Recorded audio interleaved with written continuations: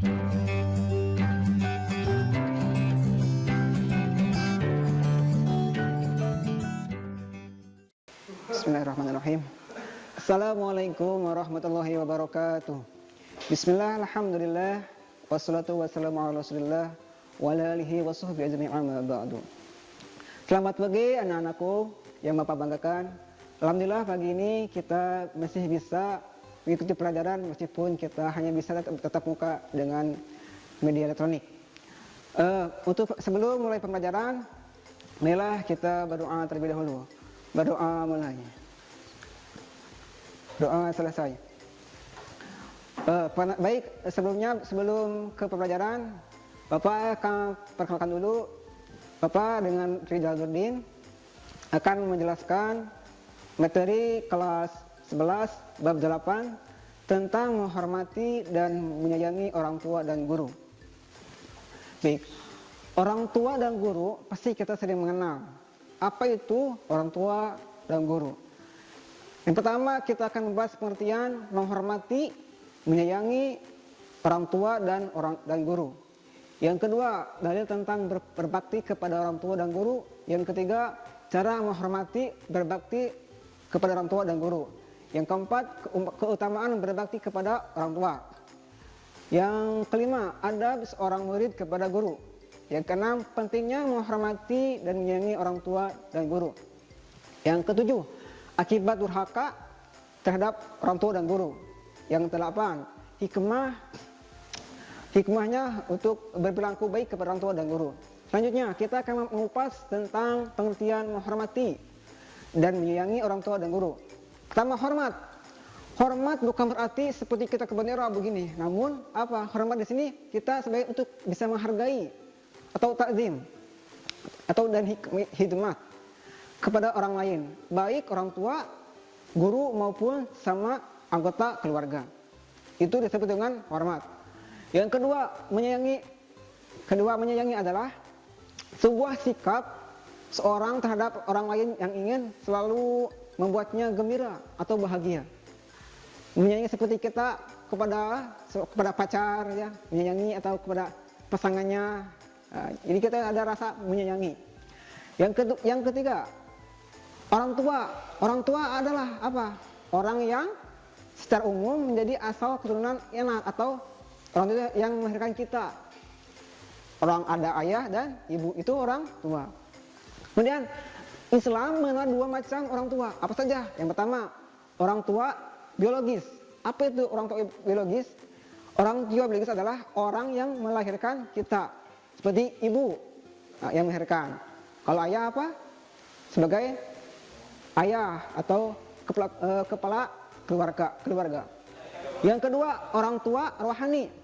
Yaitu orang yang telah mengantar kita mengenal Allah Subhanahu wa taala. Seperti siapa? Seperti guru pesantren, guru sekolah agama. Nah, itulah orang tua rohani. Kemudian kita selanjutnya yaitu guru. Apa itu guru? Guru adalah pendidik yang memberikan kita pengetahuan ilmu seperti menilai hak-hak yang baik atau nilai yang moral. Selanjutnya, setelah kita mengenal orang tua, pengertiannya dan guru, adapun dalil tentang berbakti kepada orang tua dan guru, itu terdapat pada surah Al-Isra ayat 23 sampai ayat 24 yang berbunyi bisa kalian lihat di samping kiri Bapak. A'udzubillahi minasyaitonirrajim. Bismillahirrahmanirrahim. Wa qadha rabbuka alla ta'budu iyyahu wa bil walidaini ihsana. إما يبلغن عندك الكبر أحدهما أو كلاهما فلا تقل لهما أف ولا تنهرهما وقل لهما قولا كريما. Yang artinya, dan Tuhanmu telah menyatakan agar kamu jangan menyembah selain Dia, dan hendaklah berbuat baik kepada ibu bapak jika salah seorang di antara keduanya atau kedua-duanya sampai berusia lanjut dan dalam pemeliharaanmu Maka sekali-kali janganlah engkau mengatakan kepada keduanya perkataan jangan. Dan janganlah engkau membentak keduanya dengan ucapan kepada keduanya dengan perkataan yang kasar. Selanjutnya itu Al-Isra ayat 24 yang berbunyi. Lihat sampai di kiri Bapak. Bismillahirrahmanirrahim. وَاخْفِضْ لَهُمَا جَنَاحَ الذُّلِّ مِنَ الرَّحْمَةِ وَقُلْ رَبِّ ارْحَمْهُمَا كَمَا رَبَّيَانِي صَغِيرًا. Yang artinya, dan rendahkanlah dirimu terhadap mereka berdua dan penuh kasih sayang, dan ucapkanlah, wahai Tuhanku, kasihilah mereka keduanya sebagaimana mereka sebagaimana mereka berdua telah mendidik aku waktu kecil. Quran surah Al-Isra ayat 24. Kemudian asbabun nuzul surah Al-Isra ayat 23 sampai 24. Apa? Yang pertama, itu Ibnu Abbas menerangkan bahwa kedua ayat ini diturunkan berkenaan dengan jawaban tergesa-gesa Rasulullah ketika orang Quraisy datang dan bertanya kepada beliau tentang kisah para pemuda zaman dahulu yang tertidur di Gua Hiro, seperti apa yang kita kenal dengan Ashabul Kahfi. Hadis riwayat Ibnu Ashaq. Selanjutnya, isi kandungan Quran surah Al-Isra ayat 23 sampai 24. Pertama, pada surat ini yang termasuk karakter pendidik dalam Islam adalah berbuat baik dan berbakti kepada orang tua. Akhlak anak terhadap orang tua dalam kandungan. Al-Isra ayat 23 sampai 24. Terdiri dari 5 macam, yaitu pertama, larangan menyatakan perkataan atau Yang kedua, larangan membentak dengan kata-kata kasar. Selanjutnya, berkata dengan perkataan yang mulia. Kemudian, bersikap tawadu. Yang terakhir, mendoakan orang tuanya baik masih hidup maupun sudah meninggal. Termasuk tadi yaitu 5 isi dari surah Al-Isra ayat 23 sampai 24. Selanjutnya, adapun kewajiban seorang anak adalah patuh kepada orang tua.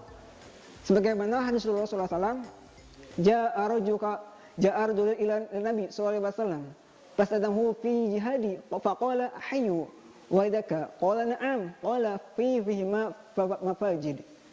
Dari Abdullah bin Amr berkata, seorang pria mendatangi Nabi SAW untuk meminta izin beliau agar diberkatkan untuk berjihad. Maka beliau bertanya, apakah kedua tua Anda masih hidup? Pria tersebut menjawab, iya. Maka Nabi berkata, berjihadlah dengan berbakti kepada orang tua. Hadis Bukhari nomor 3004 dan Muslim nomor 5. Selanjutnya, adapun cara-cara kita menghormati kepada orang tua dan guru. Baik, yang pertama kepada orang tua, yaitu selalu senantiasa berbuat baik dan bersikap hormat, baik dalam tingkah laku maupun tutur kata terhadap kedua orang tuanya.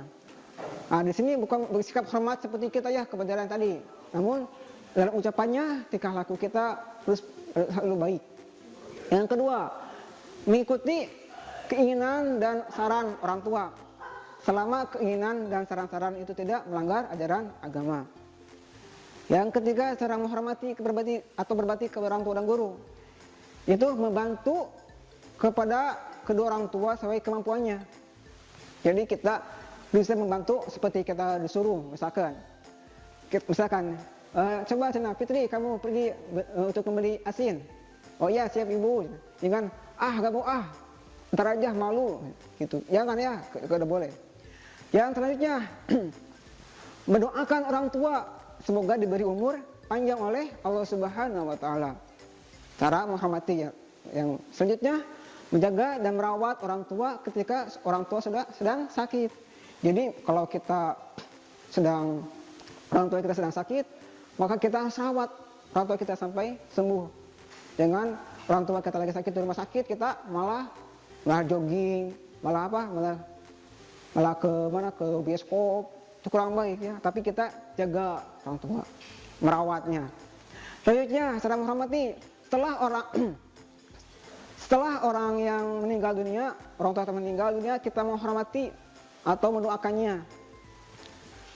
Contohnya, kalau orang tua kita meninggal, kita ziarah ke kuburnya, kemudian membaca silaturahmi orang tua tersebut. Seperti contohnya, orang tua kita punya saudara di Lampung, Sumatera, kalau kita mampu, kita bersilaturahmi dengan atas nama orang tua kita. Selanjutnya kepada guru. Kepada guru, cara hormatnya pertama, memuliakan dan tidak menghina kepada guru. Itu, memuliakan di sini artinya kita menjaga dalam tata krama ucapan kita, dalam tingkah laku. Yang kedua, mendatangi tempat belajar dengan ikhlas dan penuh semangat. Jadi kalau kita ingin belajar, jangan pas masuk sekolah atau masuk kelas, kita malah main HP, malah kesibukan, malah apalagi? Malah YouTubean. Ini tapi dengan kata ikhlas, jangan kalau mau suruh orang tua mah baru datang. Tapi berarti itu karena orang tua jadi gak ikhlas. Yang ketiga, memperhatikan guru yang sedang menjelaskan pelajaran seperti hari ini, Bapak ya. Berarti kalian harus memperhatikan. Selanjutnya, bertanya kepada guru apabila ada sesuatu yang belum dia anggap atau mengerti.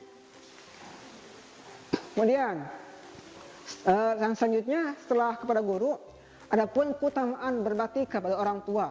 Yang pertama, menghapus dosa besar. Jadi kalau kita berbakti kepada orang tua, maka dosa kita akan diampuni. Yang kedua, dipanjangkan usia dan dilipatkan rezeki. Nah, mau kita dipanjangkan usianya, maka berbakti kepada orang tua. Dengan cara apa? Dengan cara membahagiakan orang tua kita. Gitu. Yang ketiga apa? Yang ketiga akan mendapat bakti yang sama dari anak keturunannya. Jadi gini, misalkan kalau kita ketika sudah punya anak, nanti anak kita pun akan dapat bakti dari kita juga. Jadi timbal balik gitu. Adapun kalau kebalikannya, kalau kita tidak berbakti ke orang tua, misalkan kita punya kasar, maka ketika kita punya anak kita pun akan kasar pada kita, gitu. Bahkan bisa lebih, gitu. Yang selanjutnya, kita akan dimasukkan ke dalam surganya Allah Subhanahu Wa Taala. Ini yang kita inginkan atau impikan. Jadi kalau kita berbakti, maka kita akan dimasukkan ke dalam surga Allah Subhanahu Wa Taala. Selanjutnya, setelah keutamaan, kita akan membahas tentang adab seorang murid kepada guru. Yang pertama, kita apa? Kita hendaklah menegakkan diri dari hadapan guru. Tidak keluar di tempat belajar sebelum mendapatkan izin dari guru. Jadi misalkan guru sedang belajar, sedang mempelajari kalian, kita malah apa? Langsung ke toilet, tidak minta izin dulu, langsung keluar. Itu tidak baik. Yang kedua, hendaklah memandang guru dengan penuh rasa takdim atau hormat, dengan meyakini bahwa guru memiliki kelebihan. Jadi jangan menganggap guru itu rendah di hadapan kita, kurang baik ya. Yang ketiga, hendaklah duduk di hadapan guru dengan sopan, tenang, dan mengenakan apa yang dijelaskan oleh seorang guru. Jadi ketika kita sedang belajar, guru, jadi kita tidak mendahului. Guru belum duduk, kalian sudah duduk, berarti tidak hormat. Kalian belum waktu istirahat, kalian malah istirahat, itu tidak baik. Itu gak ada adabnya ya. Yang selanjutnya, hendaklah kalian memuliakan perkataan dengan izin kepada guru. Yang kelima, patuh terhadap peraturan atau perintah seorang guru.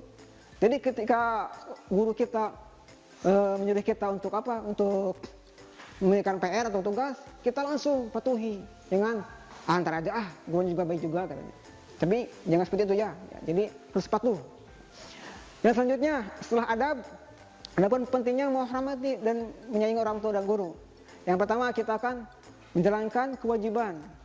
Jadi pentingnya menghormati dan menyayangi orang tua itu termasuk menjalankan kewajiban kita. Jadi kewajiban kita itu menghormati dan menyayangi orang tua dan guru. Yang kedua, itu jalan menuju surga. Yang ketiga, merupakan amal soleh. Nah, jadi kalau kita menghormati orang tua dan guru, harus menjadi kewajiban kita. Selanjutnya, akibat kita durhaka kepada orang tua dan guru apa saja? Yang pertama, kita akan dimurkai oleh Allah Subhanahu wa taala. Dimurkai orang? Maaf, dimurkai tahu. Jadi dimurkai adalah kita seperti dibenci. Kita misalkan kita punya pacar, tapi kita apa? Malah menduakan. Nah, seperti itu. Jadi tidak boleh ya. Harus setia, oke? Nah, yang kedua apa itu? Menghalangi doa dan mengelapi kehidupan. Jadi kalau kita durhaka kepada orang tua dan guru, maka hidupnya pun akan gelap. Seperti apa? Mati lampu, ya, gitu. Yang ketiga apa? Celaka dunia dan di akhirat. Setelah apabila kita durhaka kepada orang tua dan guru, mungkin akan dilaknat oleh Allah. Apa itu laknat? Seperti pada zaman Nabi Musa. Pada zaman Musa kan, umatnya itu kan banyak sekali yang ingkar, kemudian dilaknat, seperti ada yang dipetir lah, kemudian ada yang dikutuk. Nah, yang selanjutnya itu apa? Yang termasuk durhaka kepada orang tua. Akibatnya itu dikeluarkan dari keagungan Allah Subhanahu wa taala. Yang keenam, amal kebaikannya tidak diterima oleh Allah. Seperti apa? Seperti sholatnya, kemudian belajar ilmunya. Jadi kalau kita tidak hormat, apabila kita yang selanjutnya tidak melihat Rasulullah pada hari kiamat nanti. Jadi apabila akibat durhaka ke orang tua dan guru, maka kita tidak akan melihat Rasulullah pada hari kiamat nanti. Yang selanjutnya, diancam masuk ke dalam 2 pintu neraka. Nah, jadi kita kalau durhaka orang tua dan guru, maka pintu kita yang 2 di neraka terbuka lebar. Apa kalian mau? Tidak ya. Jadi jangan durhaka pada orang tua dan guru. Nah, selanjutnya apa itu? Tidak akan mencium aroma surga. Jadi kalau kalian durhaka, maka kalian tidak akan masuk surga, atau menciumnya pun tidak akan. Nah, selanjutnya setelah akibat durhaka, kita akan selanjutnya itu hikmahnya. Hikmahnya itu mendapat pahala dari Allah Subhanahu wa taala. Kemudian mendapat ridho dari Allah. Contohnya mendapat pahala. Jadi kita akan misalkan Rijal sana. Rijal, kamu pergi dulu ya ke rumah kakek, bawakan ini. Ya ibu, kata meningkat 10 poin gitu ya. Maksudnya membuka peluang yang lebih besar untuk masuk surganya Allah. Seperti tadi ya, khotimah akibat durhakanya, sekarang hikmah itu peluang untuk terbuka lebar masuk surganya. Ya. Yang ketiga, yang keempat, akan mendapatkan limpahan rezeki dari Allah Subhanahu wa taala. Jadi kalau kita berbakti kepada orang tua, maka rezeki kita, urusan kita akan dilancarkan. Mungkin untuk materi ini diakhiri. Apabila ada kekurangannya mohon maaf, dan bila apapun kesalahannya, mungkin untuk materi ini cukup sekian. Sebelum tutup, mari kita baca alhamdulillah bersama-sama. Alhamdulillahirabbil alamin. Sekian, terima kasih. Assalamualaikum warahmatullahi wabarakatuh. Kunjungi sosial media lainnya seperti website kami di pkbmalfata.com, Facebook PKB Malfata Manunjaya, Instagram PKB Malfata _official. Dan terima kasih telah klik video ini. Jangan lupa like, comment, share, and subscribe untuk menunjukkan dukungan kamu terhadap channel ini. Enjoy the video, PKB Malfata.